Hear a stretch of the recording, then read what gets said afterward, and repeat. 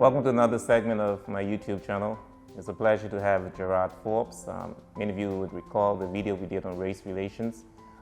Gerard was one of the guests on that show. And we wanted to do a follow-up on that show. And so here we are doing a follow-up on the first segment. And Gerard, I want to thank you very much for agreeing to come on another segment of the YouTube channel. Thank you. Well, thank you for having me. Okay. Gerard, that show was very, very good. A lot of people provide a lot of feedback, and I think we had over 900 viewers on that show. And one of the things we mentioned on the show was that economics. I think you brought that point up. You said that one of the bases for racism is economics. We've seen all the talks about economics, which leads to racism. What do you think we need to do? What do you think the next step should be then? Now that we know that the reason behind this is economics, what should our next steps be? Well, I believe that a lot of the systematic barriers that were set in motion a long time ago to ensure that economic gap, there have been a lot of corrections trying to be implemented or tried to be implemented by various governments across the world to help to make up for those challenges. However, I believe that the number one or the first step to black persons around the world is to moving in the right direction towards making up that gap is through education. Okay, and what makes education important is that education allows you to be an asset, and then and allows you to grow your influence. And through that influence, and when I say education, I don't only mean textbook knowledge. Mm-hmm. Any kind of acquisition of a skill, of a trade, any kind of growth and ability that sets you apart from others allows you to grow influence. And with that influence, that's how you find yourself gaining more wealth, right? So I think the first step is, how do I develop myself? Now that there are many programs to help minorities to move ahead, when I lived in the US, what I noticed was that in many inner city schools, mm-hmm. there were a lot of programs, but the kids were not utilizing the programs. Mm-hmm. And I couldn't understand, how is it that there's so much funding now? There's so many, you have affirmative action, you have all these various programs, government-ran programs to try to bridge the gap. Mm-hmm. But persons are not taking advantage of it. So it has to be a mental shift as well, right? Mm-hmm. And so the ones who do take advantage and grow their skills and abilities, you see those are the ones who start to progress. Right. So how do you think we should go about, encouraging people to embrace these opportunities? Because a lot of us, we complain a lot, we say, we're not given an opportunity, but the opportunities are here. But some of them are based on what you're saying, you experience in the United States and perhaps right in Turks and Caicos. People are not embracing the opportunity. What do we do? Or, is this something that we need to roll out among the people, saying, guys, go for this, here's the opportunity. What should we do to ensure that people embrace the opportunities? I think it's fear. I think fear is the problem. It is so much easier to say that you're not succeeding because the system is against me. It's easy to say that, well, that's a racist, so therefore that's why that door is closed. Or you can say, well, there are all these obstacles stacked up against me, even yourself. You can easily say, well, I've walked through doors where many persons said was impossible. So what made it possible?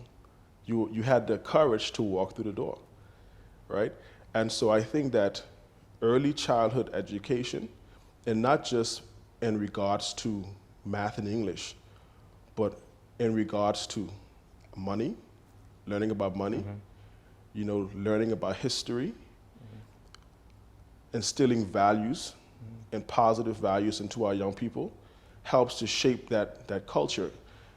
And also teaching our culture from a place of progress and a place of strength, not a place of oppression. Mm-hmm. right?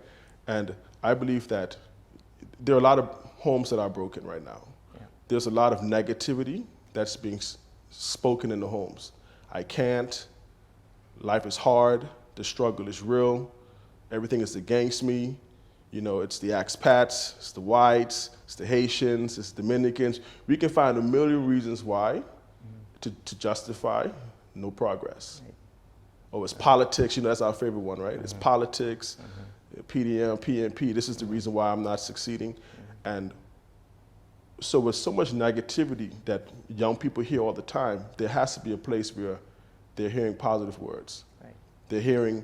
They're joining clubs and groups and sports teams, and the school environment is enriching in the vocabulary, mentorship programs that conflicts with the negativity that a lot of these kids may hear on a daily basis, to make them believe that these are opportunities, but what I have to do is position myself. Right.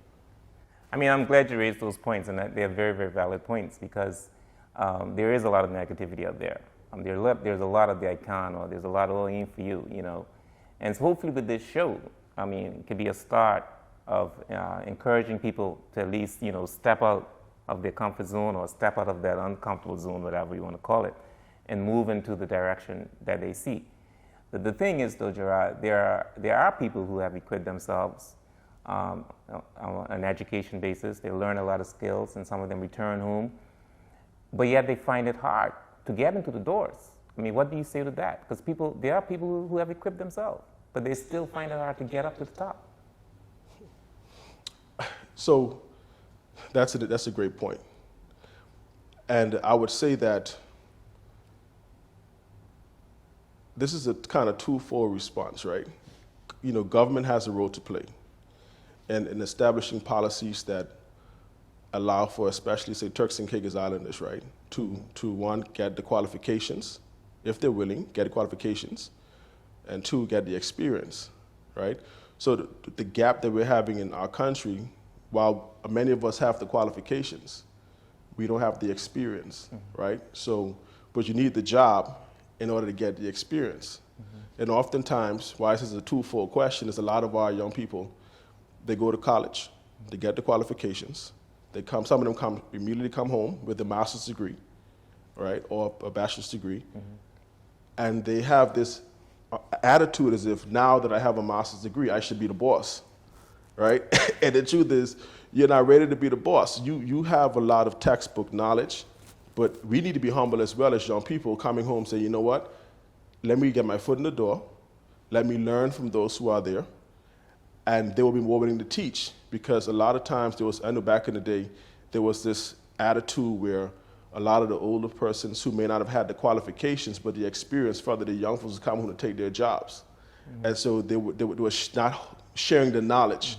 So there was a big rift between those with experience and those with the qualifications. But it shouldn't be that way, right? And I think, now I'm kind of going off topic, but I feel like one way that we can definitely help to soften that blow is when a person retires, we shouldn't just at 65 years old say, okay, bye-bye, go sit into the sunset. You have a worth of institutional knowledge that can still benefit the country. These persons should be brought on as advisors. Right. You know, so that would allow for more open opportunities for our young people. Now in the private sector, it's the same concept. You have to find a way to get, so as a young person coming in from school, you have to be prepared to start at a certain point and work your way up. Right. I think that's a good point you raised. I know a lot of us, you know, we come home with our master's degree or bachelor's degree, whatever, and we think we know everything. And when you get on the job, you realize you do not know everything. Hardly know anything.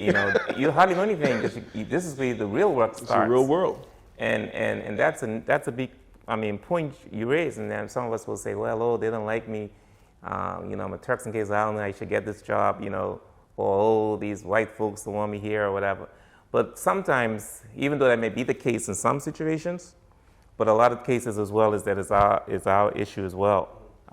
So we need to, start from, the level ground until you escalate. Work your way. Right. And one thing I would encourage people to do is, while they're on the job, is to do the best they can and be focused, because a lot of times we find our people, especially our young people, spending a lot of time on social media while they're on the job. And when they do not see them, being, elevated, or they think they're being overlooked by someone who just came, or they see the position being given to a foreigner or a white person. I don't like to use those words, but I'm using it just for this case. They feel it's because of the color of their skin, and sometimes it's because of their attitude as well. And so we need to also play our part in making sure we represent and do the best we can. Yeah, there has to be a sense of responsibility. The negative connotations or belief systems that, the expatriates are getting the best of the country, that there are barriers that are set because of race. While these things might be true to some extent, but it may not be your truth. Mm-hmm. See, what I've learned in life is that it doesn't really matter what's happening around me, I control my truth, right? And that's based on my belief system, my work ethic, and my attitude. And so if regardless of whatever I experience, I had a question that was asked off air last time when we had a lot of discussion. And the question was, have I ever been, how was it living in America as a black man? Have I ever been pulled over by the cops? How did that work out? And I've been pulled over a number of times, right, in America. But I've never had a negative experience with a police officer. And I think the question is, why do I think that's the case? Because I didn't expect to have one, right? I didn't expect to have a negative experience. So my attitude, based on my belief system, drove my experience. And I think that as long as you have the right attitude, you'll see your world will shape according to that. Right. Now, after the interview, we download the video on Facebook, YouTube, and then we did another video. And there was some comments back and forth, that said that racism does not really exist in Turks and Caicos Islands. Some comments more or less saying that it's more, economic inequality. It's not really racism. What do you say about that comment? That it's not racism, it's economic inequality. All right, so there's a concept have and have-nots. We talk about that, right? Yes. Haves and have-nots. And a lot of folks say, how do you bridge the gap between the have and the have-nots? That's never going to happen, right? It's never going to happen? Never going to happen. The only way you're going to bridge the gap between the haves and the have-nots is a philosophical change, meaning a society that goes from being a capitalist society to a communist society. That is the only way you're going to bridge the gap between the haves and the have-nots. So we can always have the haves and the have-nots. The real question is, how do I get from the have-nots to the haves? That should be the question. Mm-hmm. And when it comes to, from a nationalist perspective, as a Turks and Caicos Islander, Turks and Caicos Islanders should be stronger represented in the haves rather than in the have-nots in this country, right? So that should be really the question. How do I cross over? So how do we cross over? The truth is, we have to change the way we think. We have to grow our influence. You get wealth four ways, I said it last time: through inheritance, through influence, through investment, and through some kind of invention, right? Let's think about a young man who does not have any inheritance. If you equip yourself through learning and being good at something that makes you influential and an asset to any organization, you get income because of that. One of the biggest challenges of black people around the world is we don't save any money.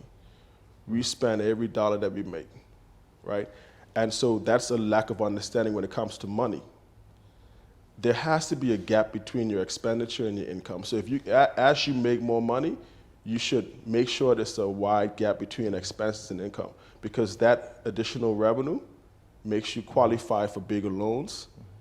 It makes you attractive to an investor, and you may have enough savings to invest without having to go through a partner. And it's through that investment now that you gain wealth. Right.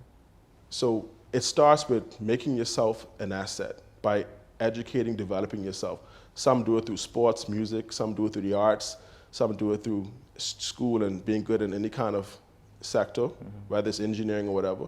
You grow your wealth, your savings, you get loans. I mean, some persons don't like loans, but a lot of wealthy people around the world, they prefer to invest through a loan than their own money. Right. So once you can make investments, then you can start to see you can cross over to the haves rather than the have-nots. So really and truly, it is more about economics than. Yeah. It really is more about economics than racism. It is. It's all about money. You know, it's just that because of the past where whites would suppress blacks and to capitalize off blacks' labor and not give us a chance to capitalize of our own labor. Think about it. The whole concept of capitalism is to make money off somebody else's work. Got it. And so if you're working hard and you're not even benefiting from your own work and I'm making money off of your work, that's pretty much slavery. Now, capitalism is that if you can make $1,000 a day, but I'm paying you $100 a day, I'm making $900 a day from your work. And so the reason why you're going to be an employee is because you're afraid to take risks. You're afraid, you don't know much about money. So you don't want to step out on your own and be a businessman. You prefer to stay safe and be an employee. Right. And while being an employee, you may still live a decent life, but you'll never be wealthy. So it's only when you step into entrepreneurship where all of your efforts, you're making the money and you're paying yourself as opposed to someone else paying you. Well, thank you very much, Gerard, for being on the show and providing us with, some next steps. And I want to wrap it up where you talk about we need to educate ourselves. We shouldn't be afraid. And I think you talk about, we should be focused on savings. And you believe that those points can help to narrow that gap. Definitely. In the inequalities that exist, and also have the right attitude. You gotta believe in exists. yourself. You have to believe. You can't allow your race, your sex, your gender, whatever, all these external things. We can't allow any of that to affect the way you feel about yourself. You have a goal, go for it. Don't focus on the distractions. There you go. Do you have any closing remarks? Well, I thank you once again for having me. It's always a good opportunity to speak about, how to allow our people, or young people especially, where my passion lies in young people, to kind of change the way we think, change the way we feel about each other and ourselves, and find a way to move ahead. Well, thanks again, and thank all of you for watching this YouTube segment. And please remember to subscribe to my YouTube channel, Drexel Sema. Thank you again.